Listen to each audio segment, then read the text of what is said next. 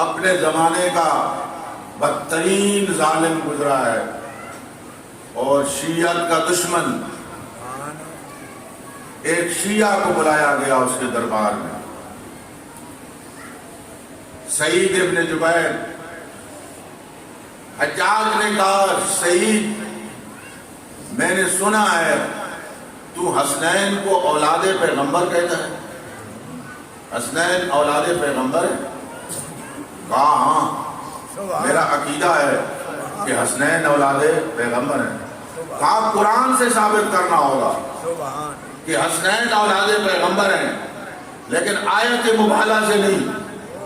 آیت مبالہ میں تو ہے ندعو ابناءنا وابناءکم ونساءنا ونساءکم وانفسنا وانفسکم، تم اپنے بیٹوں کو بلاؤ ہم اپنے بیٹوں کو بلاتے ہیں، تم اپنی عورتوں کو بلاؤ ہم اپنے عورتوں کو بلاتے ہیں، تم اپنی جانوں کو بلاؤ ہم اپنی جانوں کو بلاتے ہیں۔ آیت مبالہ میں تو تھا، اس نے کہا نہیں آیت مبالہ سے نہیں، قرآن کی کسی اور آیت سے ثابت کرنا ہے۔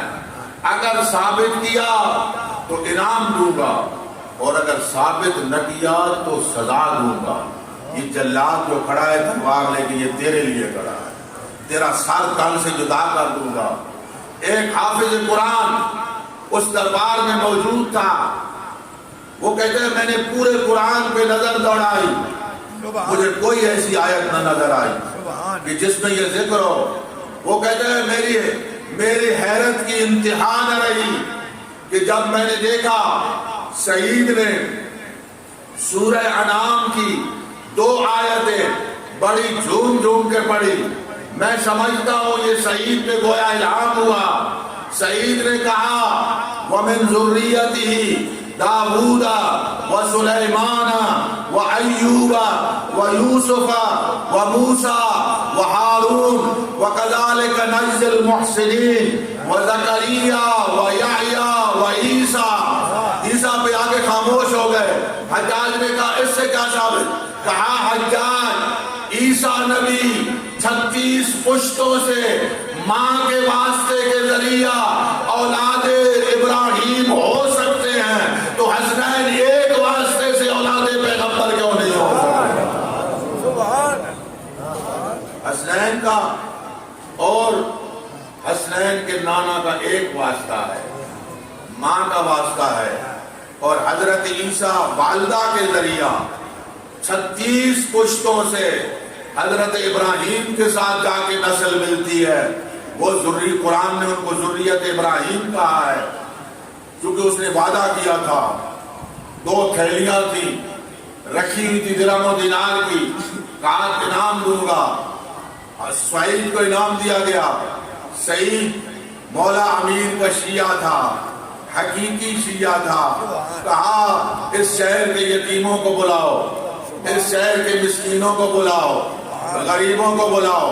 غرباء و مساکین آ گئے، وہ تھیلیاں کھول کے ان میں تقسیم کرنا شروع کیے، اور ساتھ ساتھ کہہ رہا تھا سعید اے فقراء و مساکین، یہ میرا تم پہ احسان نہیں، یہ میری تم پہ منت نہیں، اس کو میرا احسان نہ سمجھنا۔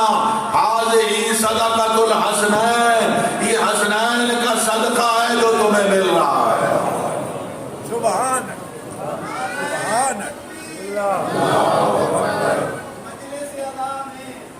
مجلس اعضاء میں دعا سکا تو نہیں، اے انسان پھر اپنے آپ سے پوچھ تو بے وفا تو نہیں۔ صدا رہی ہے علم عباس کے پنجے سے، ہمارا ہاتھ کٹا ہے مگر جھکا تو نہیں۔ جلتا ہے تمہارا دل علی کی ولایت سے، تو جلا پھر بنا کر اپنے گھر سے کوئی خطا تو نہیں۔ جو نعرہ لگائے گا وہ دل کی مراد پائے گا، اچھا بول کے دل کھول کے دو ہاتھ بلند کر کے نعرے حیدری بلند تر سلوات۔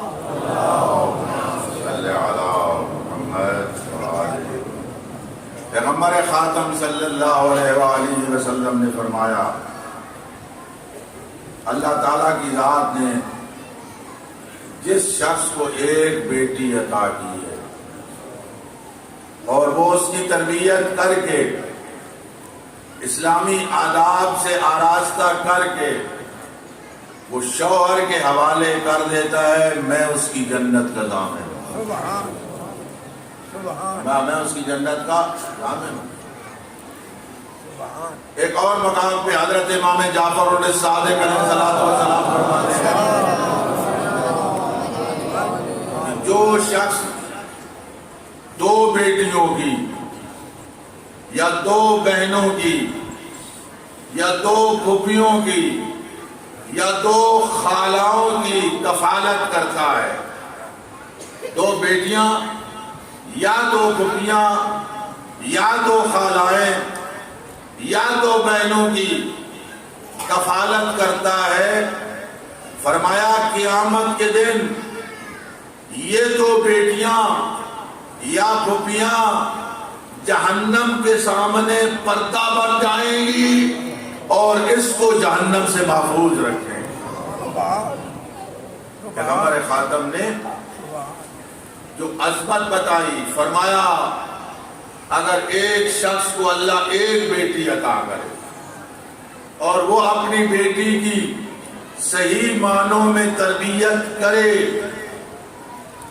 فرمایا اس ایک بیٹی کی تربیت کرنا 1000 حج کے ثواب سے زیادہ ہے۔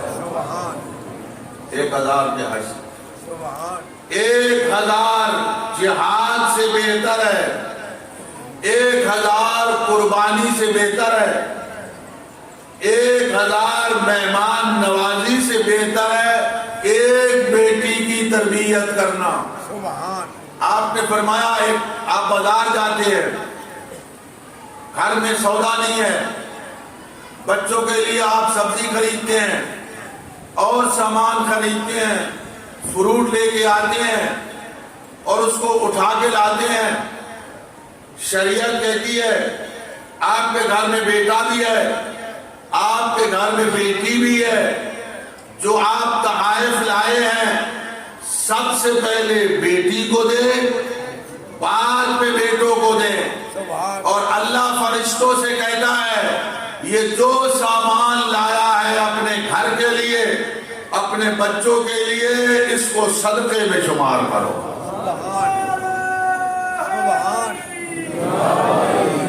یہ گویا کہ ایسے ہے جس نے فقراء کو صدقہ دیا ہے، اس کا ثواب اتنا ہے۔ ایک شخص حضور کی خدمت میں بیٹھا تھا، پریشان تھا۔ حضور نے پوچھا پریشانی کیا ہے؟ کہا اللہ کے رسول میرے گھر میں بیٹی پیدا ہوئی ہے۔ فرمایا بیٹی پیدا ہوئی ہے تو پریشانی کیا؟ حضرت نے فرمایا آسمان اس پہ سایہ کرے گا، زمین اس کو جگہ دے گی، اللہ اس کو رزق دے گا، وہ تیرے لیے ایک گلدستہ ہے پھول کا جس سے تو خوشبو محسوس کرے گا۔ وہ گلدستہ ہے۔ پیغمبر خاتم جب معراج پہ گئے تو اللہ کی ذات نے فرمایا میرا حبیب جتنے باپ ہیں ان سے کہہ دینا کہ تمہاری بیٹیوں کا رازق میں ہوں۔ ان باپوں سے کہہ دینا تمہاری بیٹیوں کا رازق میں ہوں۔ حضرت ابراہیم علیہ السلام جن کو خالق اکبر نے 2 بیٹے عطا کیے تھے بڑھاپے میں، اسماعیل بھی اور اسحاق بھی، اس کے باوجود اللہ سے دعا مانگتے تھے پروردگارا مجھے بیٹی عطا کر، پروردگارا مجھے بیٹی عطا کر۔ حضرت امام جعفر الصادق علیہ السلام فرماتے ہیں وجہ یہ بتاتے تھے کہ جب میں دنیا سے رخصت ہوں گا وہ میرے جنازے پہ آ کے روئیں گی، اللہ مجھے ایسی بیٹی عطا کر جو میرے جنازے پہ آ کے روئے۔ اور شریعت میں اس کو مستحب قرار دیا گیا کہ اگر خالق اکبر نے کسی کو بیٹی نہیں عطا کی، بیٹے عطا کیے ہیں تو اللہ کے دربار میں گڑ گڑا کے دعا مانگے۔ بیٹا ہونا یا بیٹی ہونا یہ دونوں اللہ کا عطیہ ہیں، جب ہمیں مل گئے ہیں تو ہماری ذمہ داری ہے کہ ان کی تربیت کی جائے. اور میں عرض کرتا ہوں تربیت زبانی نہیں ہوتی، کہنے سے تربیت نہیں ہوتی، تربیت قول سے نہیں ہوتی، تربیت عمل سے ہوتی ہے، تربیت کردار سے ہوتی ہے. لڑکا ہو یا لڑکی، یہ اس خالی کیمرے کی مانند ہے. کیمرہ لگا ہوا ہے، جو میں گفتگو کر رہا ہوں وہ کیمرے کے اندر محفوظ ہو رہی ہے. آپ کے گھر میں 2 کیمرے لگے ہوئے ہیں. ایک کیمرے میں باپ کا کردار محفوظ ہو رہا ہے، دوسرے کیمرے میں ماں کا کردار محفوظ ہو رہا ہے. اب باپ گھر میں بیٹھا تھا، کسی نے قرض لینا تھا، وہ دروازے پہ آیا، اس نے دستک دی. باپ نے بیٹے سے کہا جا کے اس کو بتاؤ ابو گھر پہ نہیں ہے. وہ گیا، اس نے کہا ابو گھر پہ نہیں ہے. یہ کیمرے کے اندر محفوظ ہو گیا. یہ پوری رپورٹ کیمرے کے اندر آ گئی کہ کبھی بندہ گھر میں موجود ہوتا ہے اور خبر دی جاتی ہے کہ ابو گھر پہ نہیں ہے. خاتون خانہ شوہر کی عدم موجودگی میں بغیر شرعی پردے کے سامنے گھر میں گئی. ہمسائے کا گھر تھا، وہاں بھی کوئی مرد موجود نہیں تھا، یہاں بھی کوئی نہیں تھا. گھر دروازے سے نکلی، لڑکی موجود تھی، اس نے دیکھ لیا ماں بغیر شرعی پردے کے گھر سے باہر جا رہی ہے. یہ اس کے اندر ریکارڈ ہو گیا، یہ محفوظ ہو گیا. لڑکا جوان ہوا، لڑکا رات آوارہ گردی میں مصروف رہا. 12 بجے کے بعد آیا، باپ نے پوچھا تو کہاں تھا؟